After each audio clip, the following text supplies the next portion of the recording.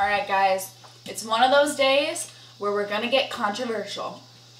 So obviously you already know what I'm going to talk about, and it's kind of been circling around YouTube for a while in the equestrian community, and some people totally agree with it, some people disagree with it, and it all just depends on your personal opinion and how you view veganism. But today I'm gonna talk about it. You guys probably already know what I'm gonna say if you watch my channel, but I'm gonna explain why. Sorry, I will be snacking throughout this video because I'm freaking starving. So, can equestrians be vegan? Let's just hit it right off the bat. I say yes, you can be vegan if you're an equestrian. So, I personally am not a hardcore vegan. I have been a part of the vegan community for a while now, but I personally am not a strict vegan. I'm not actually dietary vegan at all. I'm vegetarian currently. Some of you guys already know that. But I have been a part of the vegan community and interacted. I eat vegan when I can. I buy vegan when I can. I participate in vegan when I can. But as of right now, I'm not currently eating vegan. Just because right now I probably will end up going vegan after high school. Right now it's really hard in high school. Some of you guys probably already know that. And so right now just doesn't really work for me. So after high school I probably will make the switch, but as of right now I'm not. But I know a lot about veganism. I've participated and joined the little vegan group for a while. And I'm a part of the Zero Waste Vegans and the Raw Alignment group on Facebook. And I've been in the vegan world for a while. I'm just not currently eating vegan. But veganism has more to do with than just eating and what you eat. So veganism consists of animal rights. Do you do things in the well-being of others? So if you wear leather, that's not vegan. Vegans don't participate in any unethical animal-related activity, animal-related products, whether that's, vegan purses and glue and perfumes and all that stuff, and animal testing. I'm not 100% certain if that is in the vegan dictionary or anything, but 90% of vegans, almost all vegans, buy cruelty-free. They say it's, not vegan to support the exploitation and harm of animals that are used for product testing and that sort of thing. So veganism has more to do with than just what you eat. So a lot of people, there's the argument that if you own horses and you ride horses, does that mean you're not vegan? And personally, I think it strongly depends on the horse owner. What kind of horse owner are you? And a lot of people will say that just because you ride the horse, you're exploiting them. But I disagree. I don't think just because you ride a horse for enjoyment means you're exploiting an animal. And by exploiting, they mean using them for your own benefit without consideration of the animal.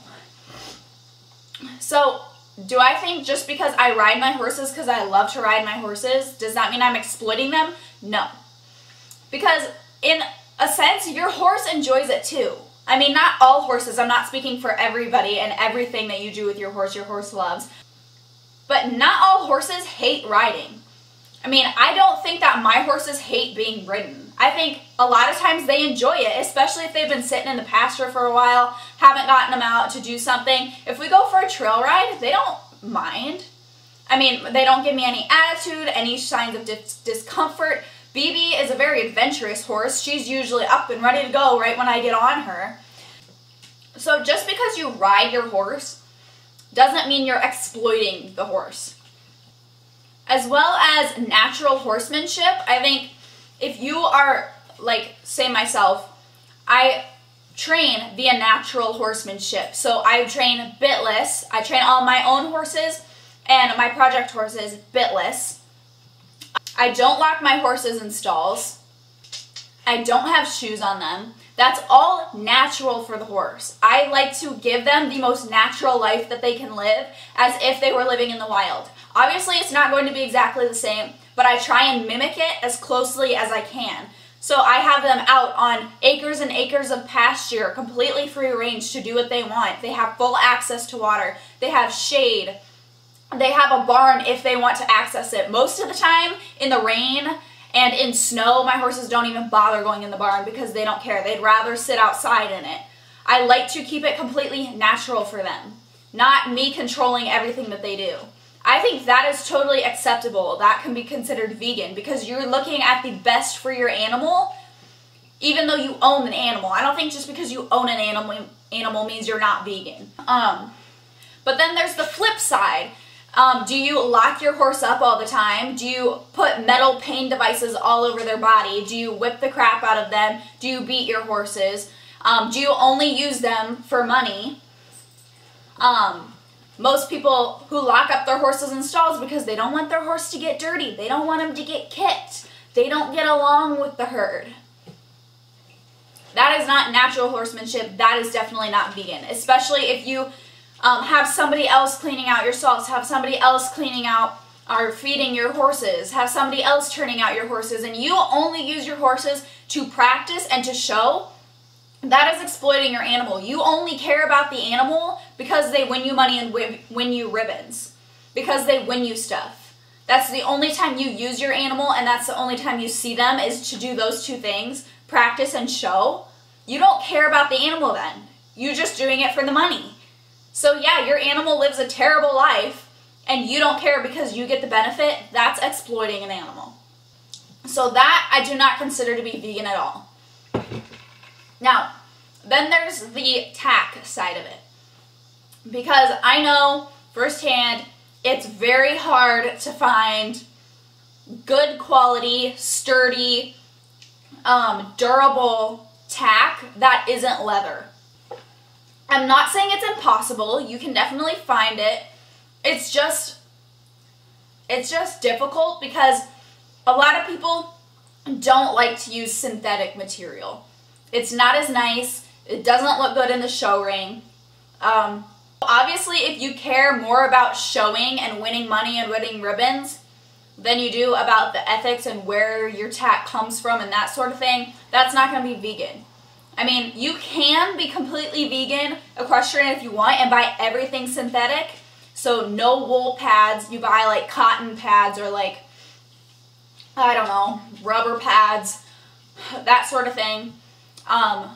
Synthetic bridle, synthetic saddle, all that sort of thing.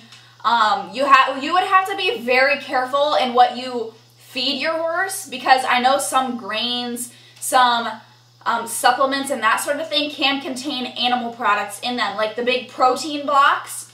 That literally, those are just like boiled down animal parts with supplements added into them. That's how you get protein, is it's boiled down animal parts. So obviously, if you glue in your horse's shoes or pads on their feet, does that glue contain animal products?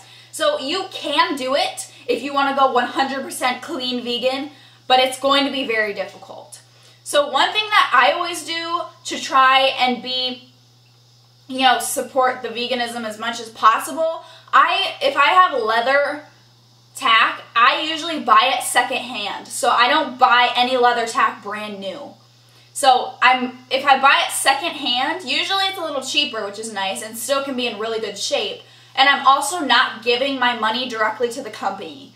Because when you give your money directly to the company making it, that says to the company, ooh, it's in high demand. More and more people want it. Let's make more. Let's kill more animals to make more leather products.